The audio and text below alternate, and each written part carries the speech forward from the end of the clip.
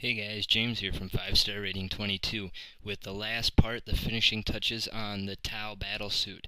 Alright guys, again I had a blast painting this and finishing this up. Took my time and here we go. Alright, so you can see here I've got an old brush here and a lot of bristles are missing. It's just old, it's beat up. Save that brush. It works good for what we're going to do here. It's going to add battle damage or kind of wear and tear to the model. So what I'm doing is I'm using silver from the yellow game color line, and I just take it, wipe some of it off on my rag, and then just kind of press it onto the plates in different spots here you can see. And I just pretty much press it on, and with the bristles being all apart and stuff like that, it adds good. It looks like scratch marks and stuff. It's a good way of adding battle damage. If you don't have an old brush, just go buy one, pull some of the bristles off, rub it against your hand or your palm real good, and that works too. Now I'm taking the yellow game color cold gray, and I'm going to use the same brush and do the same thing, but I'm going to try to get it just on the keep it on the inner sides of the silver that I put on. So, you know, leaving the silver on the outer edges and then the cold gray on the inner parts. So you can see there we got some nice battle damage. It's a pretty effective technique and it works pretty quick. So I've been using it again. I concentrated it on towards the feet area here because they would be the ones touching the ground the most and getting a lot of paint scraped off. Alright, now I'm taking, this is a script brush. It's a little bit longer, it's size 1, it's by Duro Gold. And we're going to take and add some more of our accent color, which is that electric blue from Game Color, the yellow Game Color. And I'm going to paint on some of that kind of I'm sorry. It's most of the Tau, you see it on Tau a lot, it's kind of like a barcode type of war paint that they have on their models or markings. So what I'm doing, I'm trying to keep the lines nice and equal in width, you know, and make them nice and straight here. So I'm just going to go ahead and add that on different spots. Here I switched to my new Kolinsky brush. I wanted to try that out, still using the electric blue, but I switched to my Kolinsky brush to finish off doing the markings to give this a shot. And I'm happy to say I really like the Kolinsky brush. It's excellent so far. I haven't got to use it too much, but so you can see here now I'm adding like some squares or blocks to the lines on the missile pod launcher that I have here just to add some character and depth. You're pretty much trying to make it look like it looks like a barcode to me. That's what I reference it to. So I'm just taking and, you know, drawing some squares and then adding lines next to it and just kind of sporadic like that. If you know, good way to just kind of reference that, go online, go to Games Workshop and look at some of their Tau battle suits, and you'll see the kind of barcode marks and stuff that I'm talking about. So there I did some on the helmet as well. So you can see there, I had some on the legs, a little one on that, some on the missile pod, and then some on the plasma rifle as well. So not a whole bunch, but just I wanted to get some more of that accent color on there and give it some of those barcode markings. So now I'm going to take the tape off the holder there. I did that just because I wanted to keep that nice and clear. I didn't want to get paint on accidentally. Now I'm taking foundation, Games Workshop foundation paint, Deneb Stone, and I'm going to put a base coat onto the base here all around. So cover the whole base. Now I'm taking here, it's Ghost Gray from the yellow game color. I'm going to do the same thing, just cover the whole base. Then I'm going to take Cold Gray from the yellow game color, and I'm going to add that just to the top of the base here. Leaving the outer rim, I'm going to leave the outer rim the ghost gray, as you can see there. Now what I've got here are just some wood chips. I went outside of my apartment where the flowers are, and I just digged some out from the bottom. I tried to pick ones that looked like rocks, some, you know, that have been waterlogged and stuff. And there's some just rocks that I also picked off the ground from outside and cleaned up a little bit. Just some nice little rocks that I'm add to the base here. So I'm going to go ahead and put the model on and then try to figure out where I want to put the rocks on the base here. So I want to have the model on so I know where the feet are going to be, so that when I go to put the model on, the rocks aren't in the way since they're bigger.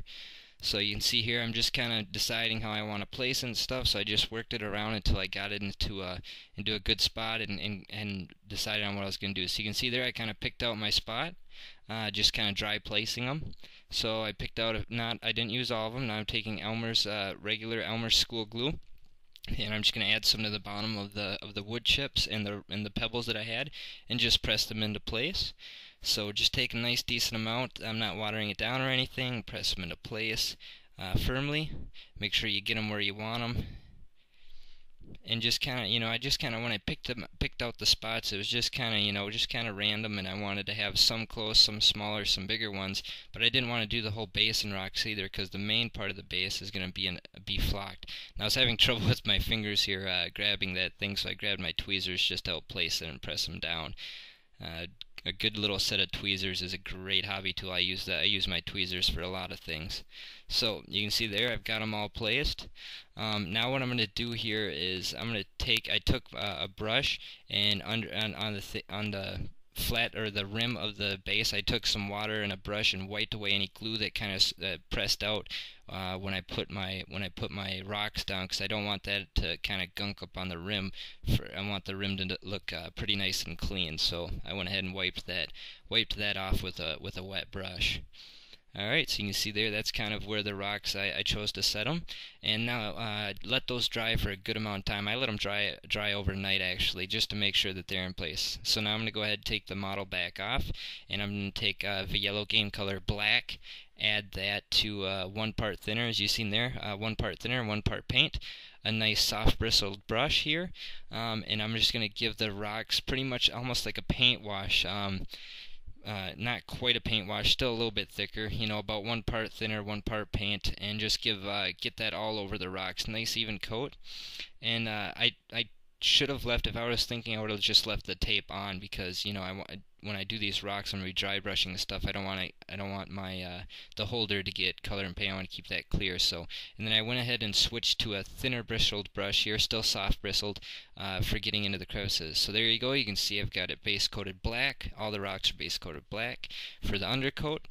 So now we're going to go ahead and touch them up and get them looking like rocks. So I took tinny bits from the yellow game color and a small dry brush, Citadel small dry brush. It's older. I've had it for 5-6 years now, but it still works good for some things. So I'm just kind of dabbing this on to add realism to the rocks. A lot of rocks have kind of a mineral grain to them. So I wanted this tinny tin works pretty good. So now I'm going to take not cold gray. I put that up there by accident. Beastie brown and just the yellow game color black, 1-to-1, mixed it up, and I'm just going to dab that around sporadically in different spots to add some kind of brown. I know it's hard to see in the video or in the movie here, but you can see it if you look closely enough.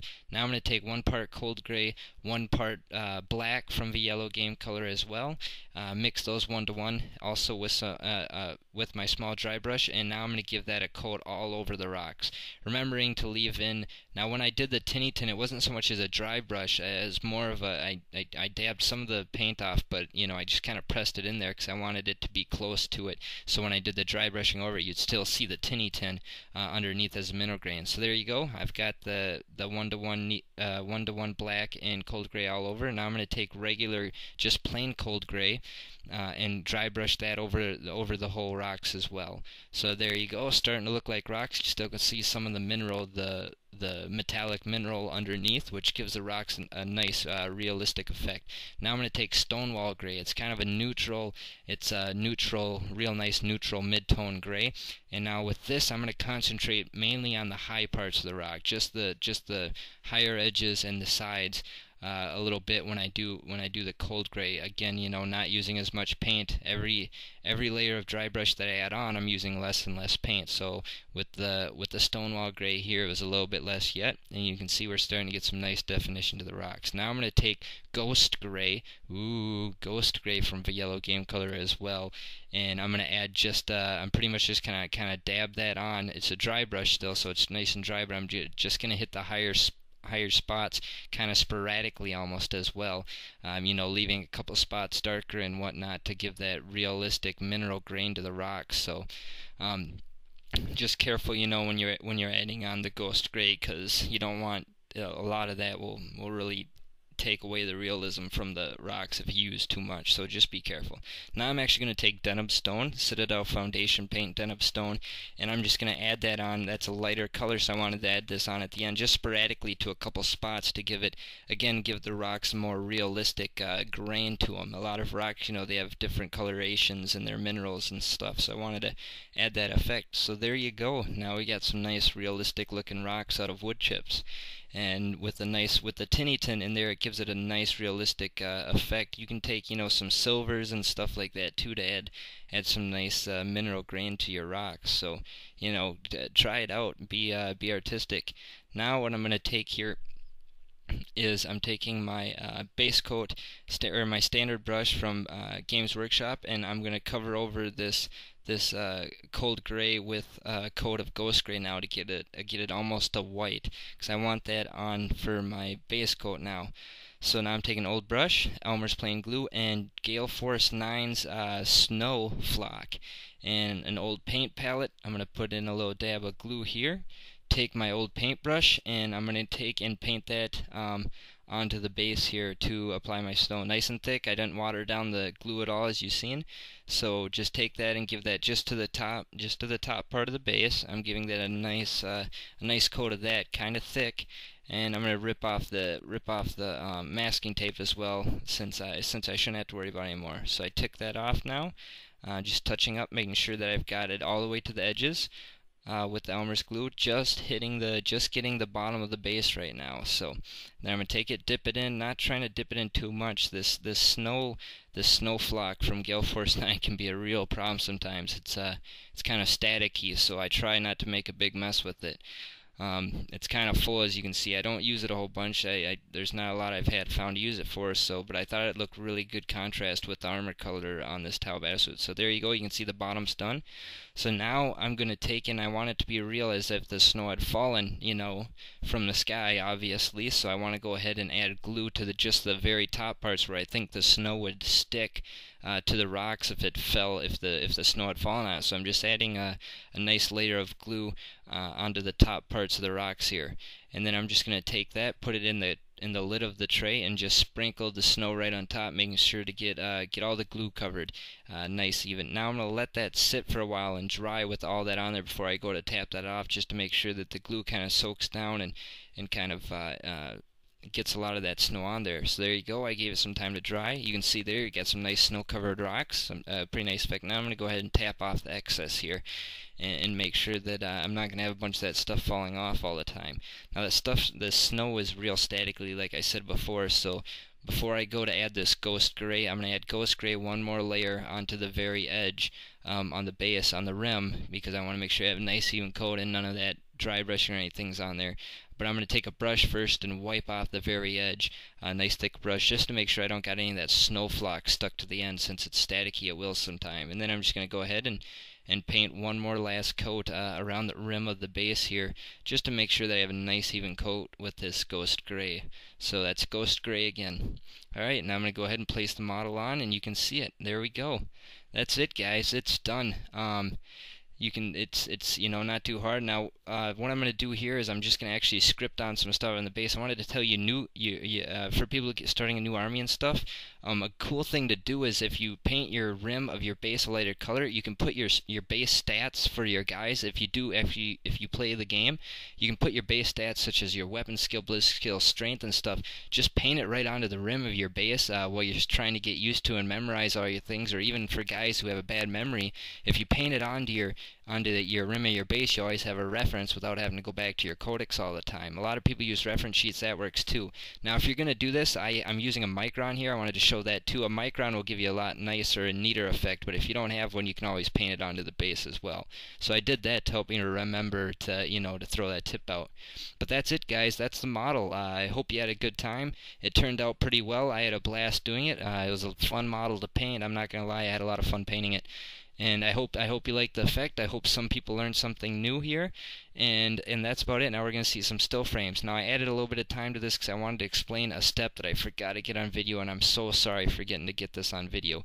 The very last detail that I did onto the battlesuit actually was I took the black wash from Games Workshop, and I ran it into the recesses with my my army painter character brush, and I just ran it right into the crevices.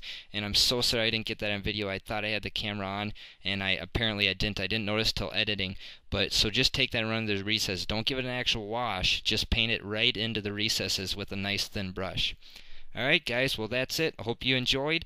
I know I did, and I hope you guys learned something. So, you know, go out there, paint a guy up, and, you know, keep coming back. I'll keep the videos coming as long as you guys keep commenting and subscribing, and as long as someone's learning something or I'm helping someone, I'll stick around. So have a